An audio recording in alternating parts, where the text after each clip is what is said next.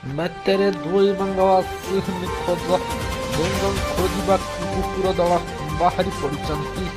ହାଉଁ ହାଉଁ କରି ଖାଇବେ ବୋଲି କୁକୁର ବେଙ୍ଗକୁ ଖୋଜି ପଡ଼ିଛନ୍ତି। ଏଣିକା କୁକୁର ଛୁଆ ବି ଆଖି ନ ଫିଟେଇ ତାଙ୍କୁ କେମିତି କ'ଣ କରାହବ ଇଣ୍ଡିଆର ଷ୍ଟିମ୍ର ଖୋଜାଗଣି। ଲୋକ ବି ତାକୁ ଦେଖି ଡରିଗଲେଣି। କାହାକୁ କେମିତି କ'ଣ କରିବା ବୁଝିପାରୁନାହିଁ। ଡାହି ବେଙ୍ଗ ଉପରେ ପଡ଼ି ଚେଙ୍ଗ ମାଛ ବି ହାଉ ହାଉ ହୋଇଗଲେଣି। ଚେଙ୍ଗ ମାଛର ଦଳ ଦେଖି ବେଙ୍ଗ ଟୁକୁ କରି ଖାଇ ପଡ଼ି ଯାଇଛନ୍ତି। କୁକୁର ଖାଇବ ବୋଲି ଖାଲି କହୁଛି।